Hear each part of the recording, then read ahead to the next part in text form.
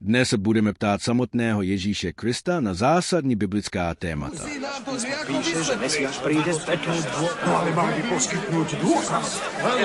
Potrebujeme ten dôkaz. To môže predsa povedať každý. Je to Mesiáš, alebo nie? Nevie. Musí nám to nejako vysvetliť. Nešomrite medzi sebou!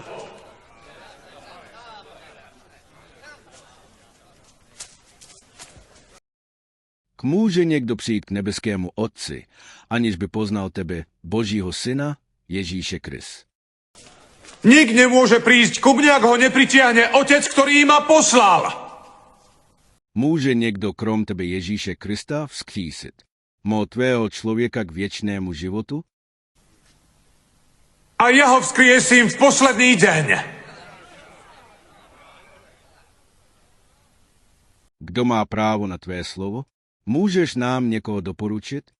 U prorokov je napísané. Všetkých bude učiť sám Boh. Kdo viděl tvého Otce? Viděl někdo někdy Boha? A každý, kto počul Otca a dal sa poučiť, prichádza ku mne. Nie, že by bol niekto videl Otca. Iba ten, ktorý je od Boha, videl Otca. A právo na věčný život? Jak ho získám? Je na to nějaké pravidlo? Hovorím vám, kto verí, má večný život.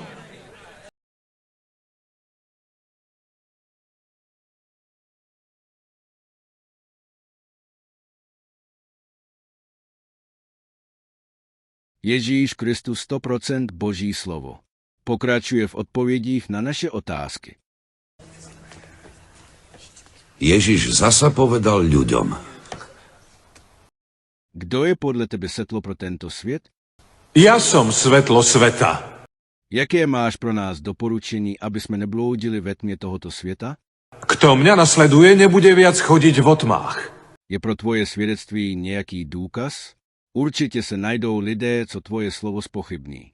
Vydávaš svedectvo o sebe len ty sám. Tvoje svedectvo nie je pravdivé.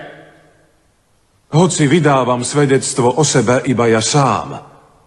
Moje svedectvo je pravdivé, lebo viem, odkiaľ som prišiel a kam idem. Vy však neviete, odkiaľ prichádzam, ani kam idem.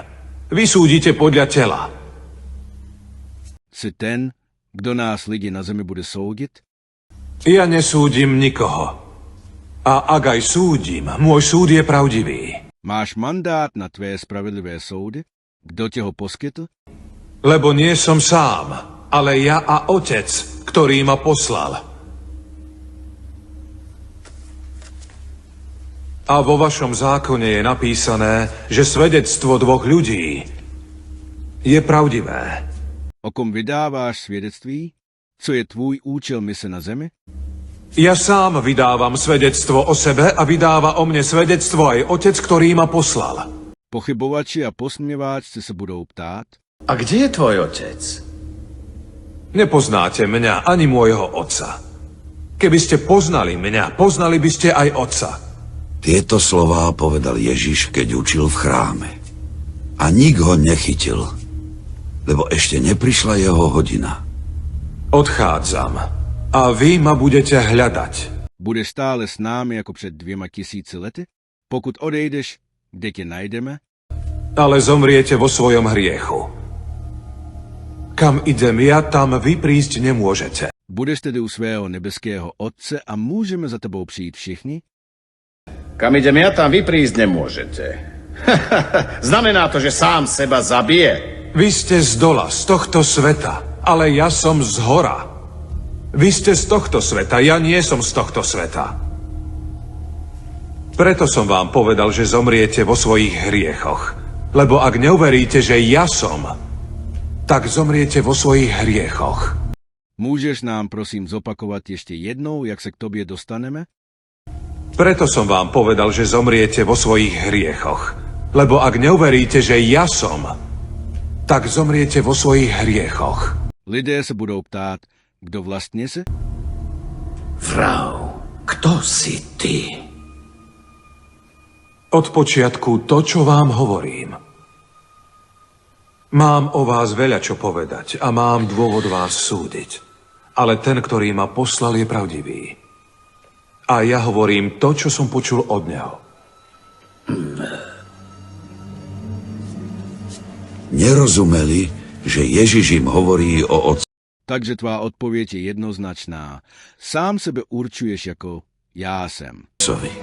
Keď vyzdvihnete syna človeka, poznáte, že ja som. Pokud to tedy správně chápeme, tak ty a otec jste jedno? Tvoje učení je tedy od nebeského Otce?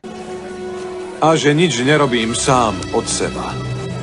Ale hovorím len tak, ako ma naučil môj otec. A ten, ktorý ma poslal, je so mnou. Nenechal ma samého. Lebo ja vždy robím, čo sa páči jemu. Keď to Ježiš hovoril, mnohí uverili v neho. Těchto 19 otázek je přímá otázka na Ježíše Krista versus přímá odpověď od samotného Ježíše Krista.